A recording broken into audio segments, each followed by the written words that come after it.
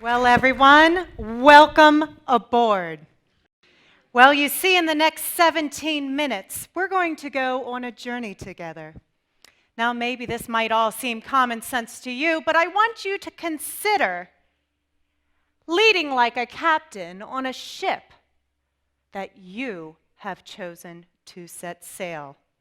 So, to get our voyage started, I want to see who out there have been given the responsibility of leading others toward common goals. So on the count of 3, I want you to say, aye, aye, Captain. 1. Now. I love your energy. Let's work with that. 1, 2, 3. Aye, aye, Captain. Yes, I went along with that too, but I'm modeling the way, right? But what I want to say, where did this come from, this fascination? Well, I got married in the Treasure Coast of Florida. And then a few years later, I went to Key West. At that point, I saw Pat Croce and experienced his Pirate and Treasure Museum, and it was amazing.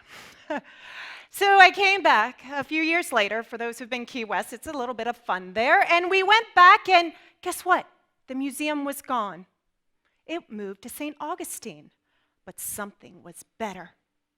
Pat Croce himself, for those who don't know, he's the former Philadelphia 76ers owner. I ran into him 5 times on a 4-day period. I'm glad he didn't think I was stalking him.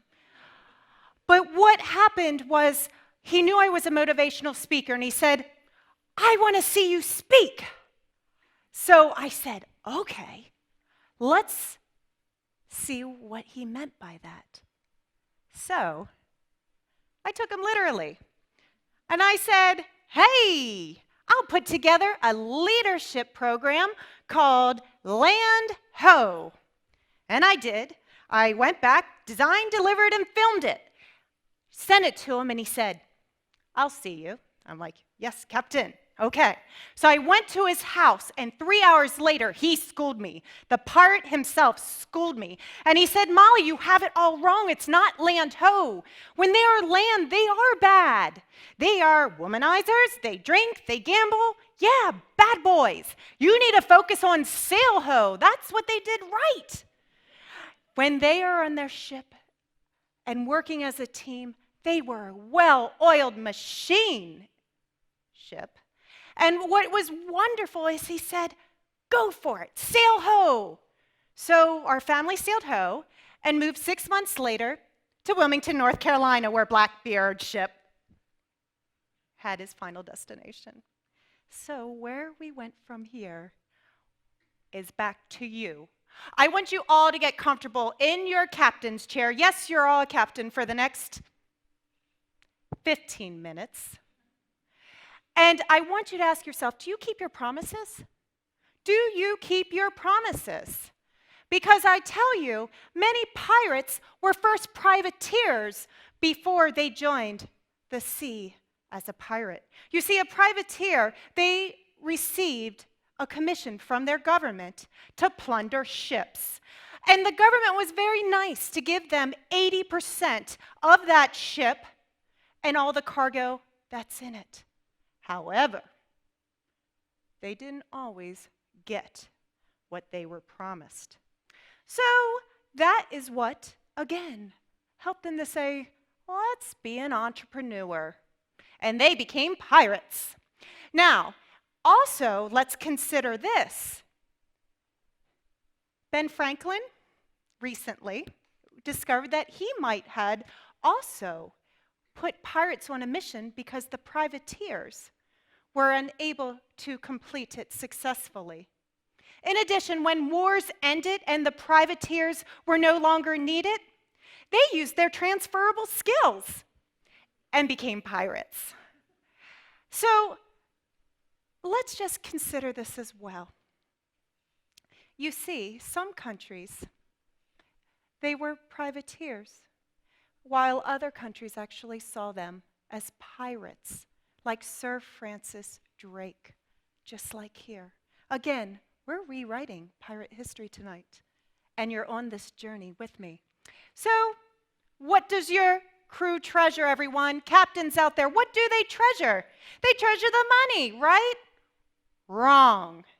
Gallup did a recent study on 142 countries, and it was the state of the global workforce in engagement. And guess in the world what they found? A whopping 13% of the world's workforce is actually engaged in what they're doing. Woohoo! Not so much. But here's the good news. The United States and Canada, that would be North America, came in first. 29%. Now let's celebrate that, right? No, that's not what we're doing. Second was Australia and New Zealand with 24%. So we have a problem, folks. You see, over the past decade, there's many studies that showed why exactly that was. 3 major findings. It was the relationship with the immediate supervisor was not there. The belief in senior leadership was not there. And finally, there was no pride in pride in country. Sorry, that slipped. I have a pride in country. Pride in company was not there. What that is a pirate's life. So I ask you, pirates, what do they treasure? You may think that it's the gold. That's what they're in it. No, the pirate's life is very hard. They look for textiles, they look for molasses, they look for grains, they look for medicine. Ever hear of scurvy? I don't wish any of you to get that. So they treasure different things. So one might also, rewriting history, if we're on this spirit of this journey, Blackbeard, the state of North Carolina was not as rich as the state of Virginia. They had boats, they had goods. He actually helped the economy in North Carolina with those goods, with those textiles. Because I want to ask all of you captains out there, do you know what your crew treasures? Do you know what your customers really want and need? I want you to consider this as we move on the journey of trust. How do you know, captains, that you're trusted? How do you really know that? I want you to think about, how do you know that? Now, when Pat met my son, the first thing he said is, "Tell her who's your favorite pirate." And he kind of did that. And I'm like, okay, where's this going? And my son said, "Blackbeard." And I thought, my gosh, I need to get a counselor. Oh my gosh. But no, I studied more about who Edward Teach was. He was known for 2 things, and we're rewriting history. He was known for being clever and cunning and knowing the limits of violence. You see, there was a pirate captain named Captain Vane, and Captain Vane said, "Are you not fearful?" And this is exactly what Blackbeard said.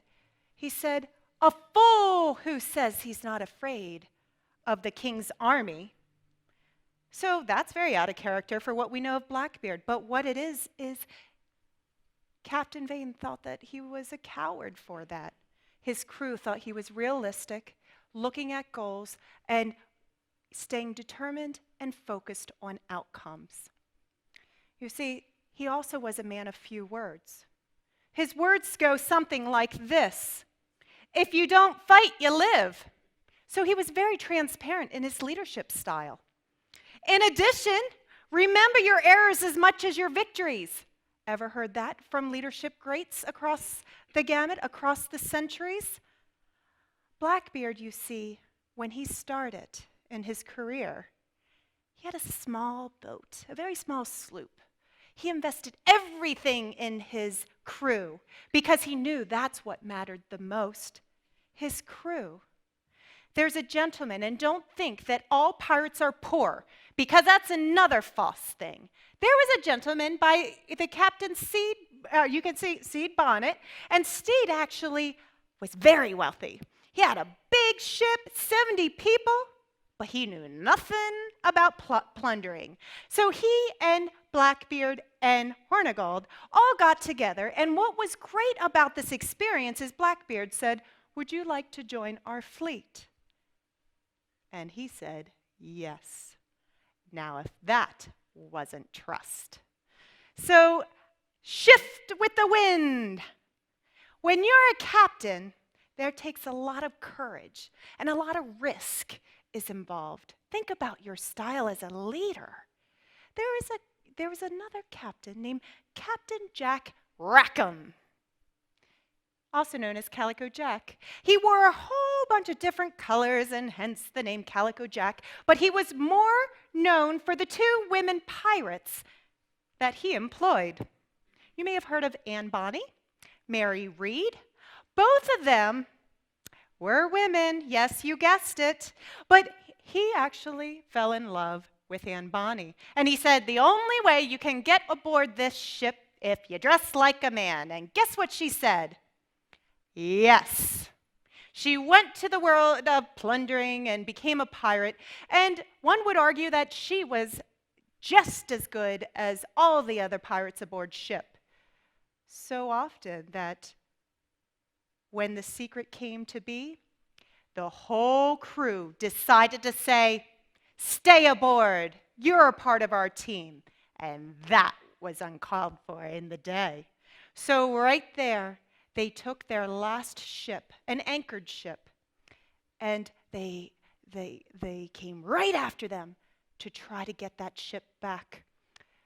All the crew, including the captain, went under the top of the ship. And guess who was stuck there at the top, plundering?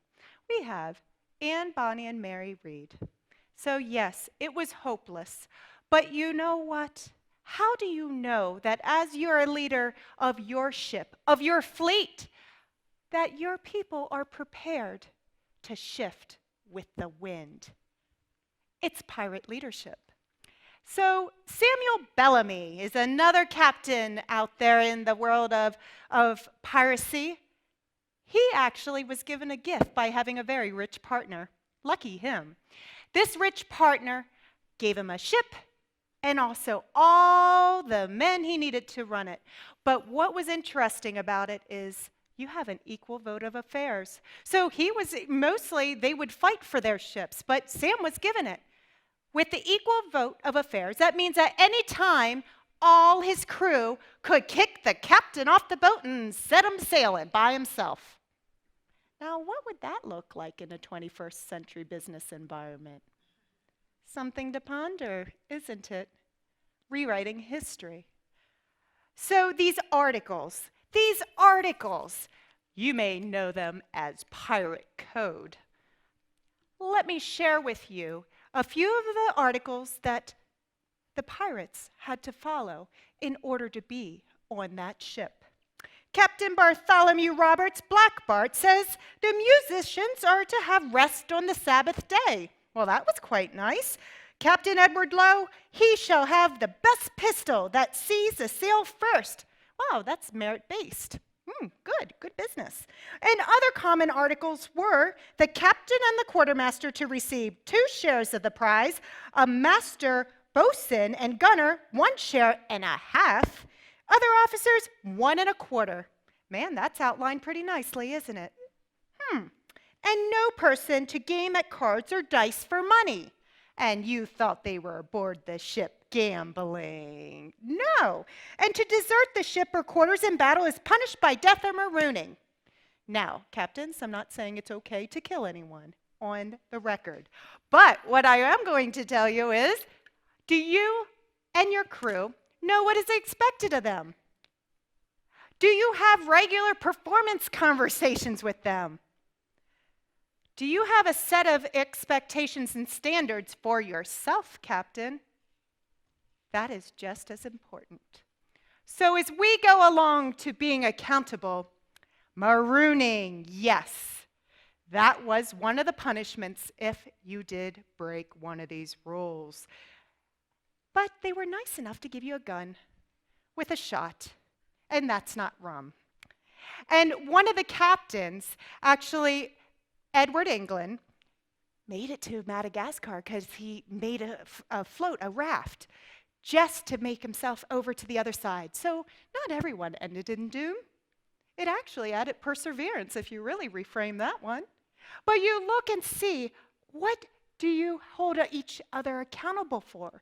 Because if not, your mateys may go away. Now again, here is an example of if a pirate was captured. This is many a times what they did. And they hung you for everybody to see as a warning that this could be you next. Now again, this is not going to happen in your workplace. However, they might retire. They might pass on, heaven forbid. Natural causes, of course. Or it could be they just wanted to leave and find another job. The millennials are leaving every 2 to 4 years. Are you prepared? Have you done your cross training? In the business, what are you doing to invest in their purpose and passion? How are you developing them? Are you being a leader?